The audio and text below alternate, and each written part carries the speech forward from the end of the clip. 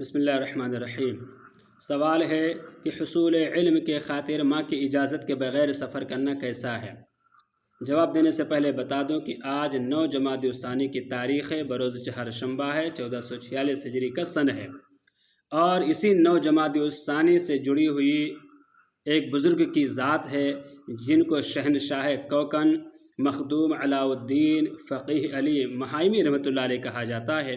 یہ جب نابالغ تھے اور ان کے والد اپنے وقت کے بہت بڑے عالم دین تھے، ان سے علم حاصل کر رہے تھے کہ اچانک ان کے والد محترم کا انتقال ہو جاتا ہے اور یہ یتیم ہو جاتے ہیں۔ تو ان کے جو حصول علم نے ان کو مجبور کیا کہ دیگر شہروں کا سفر کریں، تو یہ والدہ محترمہ کی بارگاہ میں حاضری دیتے ہیں، والدہ سے اجازت طلب کرتے۔ والدہ کہتی ہیں کہ دیکھ بیٹا، تیری جدائی جو ہے برداشت نہیں ہے، تیرا جدا ہونا مجھے مشقت میں ڈال دے گا، لہٰذا تو یہیں رہے، رب تبارک تعالیٰ غیب کے اسباب مہیا پیدا فرما دے گا، مہیا کر دے گا رب تبارک تعالیٰ، اور جو ہے تیرا علم کا حاصل کرنا بند نہیں ہوگا۔ چنانچہ جب رات ہوتی ہے، والدہ دعا کرتی ہے رب تبارک تعالیٰ کی بارگاہ میں کہ الہ العالمین بچے کے علم کا ذریعہ پیدا فرما دے۔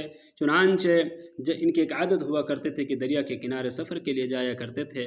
حسب عادت جب دریا کے کنارے گئے تو کیا دیکھتے ہیں کہ نورانی صورت والا چھوٹی سی چٹان پر بیٹھا ہوا ہے، اور نورانی صورت کو دیکھ کر کے بڑے بھاوک ہو گئے اور ان کے پاس گئے، سلام کیا، دعا کی اجازت طلب کی، اور جو ہے ان کے پاس گئے، خیر خیریت معلوم کی، تو بزرگ نے ایک ہی لفظ کہا کہ بیٹا تم علم حاصل کرنا چاہتے ہو؟ انہوں نے پوچھا آپ کو کیسے پتہ چلا؟ تو کہنے لگے میں خضر ہوں، میں حضرت خضر ہوں۔ تو کہنے لگا مجھے علم سکھاؤ گے؟ ضرور علم سکھاؤں گا، لیکن وعدہ ہے ہم دونوں کے بیچ میں عہد و پیمان ہے کہ یہ راز کا راز رہے گا کہ میں خضر ہوں، لہٰذا تم کسی سے مت بتانا، اسی شرط پر ہم تم کو علم سکھائیں گے۔ انہوں نے شرط منظور کر لیا، آنے جانے لگے، علم حاصل کرنے لگے۔ یہ بات چرچے میں آئی کہ کسی بزرگ کے پاس علم حاصل کرنے جاتے ہیں، والدہ کے کانوں میں پڑی۔ والدہ نے پوچھا بیٹا کیا تم علم حاصل کرتے؟ انہوں نے کہا جی۔ کس سے؟ ایک بزرگ صاحب سے۔ بزرگ کون ہے؟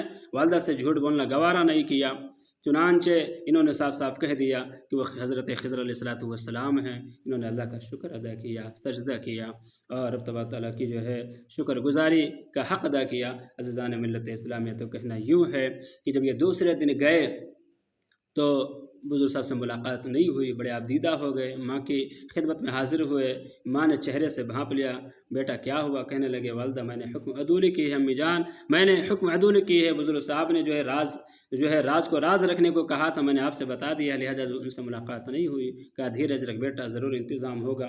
رات کا وقت آیا، مصلی بچھایا، اللہ کی عبادت کی، لمبا سجدہ کیا، اللہ تعالیٰ کی بارگاہ میں ہاتھ اٹھا کے دعا کی، مولا اپنے اس ولی کامل، اس جو ہے محبوب بندے کو بھیج دے میرے بچے کے تعلیم کے واسطے۔